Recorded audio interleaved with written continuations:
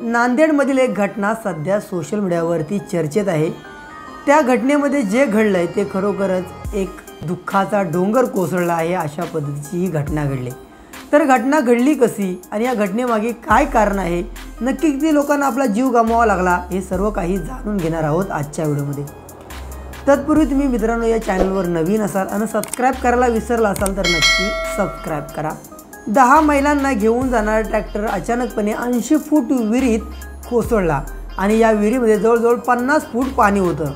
या घटनेनं संपूर्ण महाराष्ट्रामध्ये हळहळ निर्माण झाली आहे। नांदेड लगतच्या आलेगाव शिवारात एक ट्रॅक्टर 10 महिलांना घेऊन जात होता आणि हा ट्रॅक्टर घेऊन जात असताना अचानकपणे ड्रायव्हरचं नियंत्रण सुटलं आणि हा ट्रॅक्टर 80 फूट विहिरीत कोसळला आणि या विहिरीत जवळजवळ 50 फूट पाणी होतं। या महिला हलत काढण्याच्या कामासाठी जात होत्या आणि या जात असतानाच त्यांच्यासोबत ही दुर्दैवी घटना घडली। उपलब्ध माहितीनुसार असं सांगण्यात येते की या विहिरीला कड्या नसल्याने हा अपघात झाल्याची घटना आहे। तसंच या महिलांना बाहेर काढण्यासाठी JCBचा वापर केला जातोय, तसंच क्रेनचा सुद्धा वापर केला जातोय, परंतु या विहिरीमध्ये पाणी जास्त असल्याने अडथळा निर्माण होतोय। तर या महिला ट्रॅक्टरमध्ये बसून मजुरी करण्यासाठी हलत काढण्याच्या कामासाठी जात होत्या आणि हलत काढण्यासाठी जात असताना चालकाचं या ट्रॅक्टरवरचं नियंत्रण सुटलं आणि हा ट्रॅक्टर थेट जाऊन त्या विहिरीमध्ये कोसळला। या घटनेची माहिती ग्रामस्थांना मिळताच ग्रामस्थ घटनास्थळी दाखल झाले आणि दाखल होऊन त्यांनी 2 महिलांना आणि एका पुरुषाला वाचवलं आहे।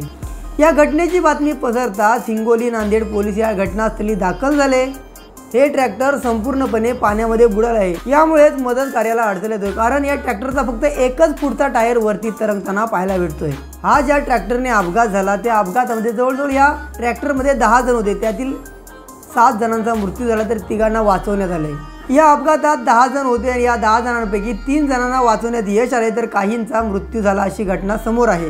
तर मित्रांनो या अपघातानंतर हळहळ निर्माण झाली आहे।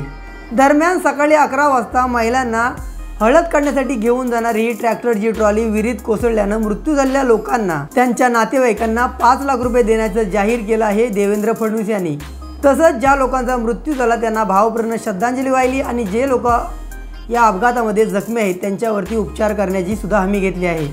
तर मित्रांनो या घटनेवरती तुमची प्रतिक्रिया नक्की कमेंट करा। जर तुम्ही चॅनलवर नवीन असाल तर नक्की सबस्क्राइब करा।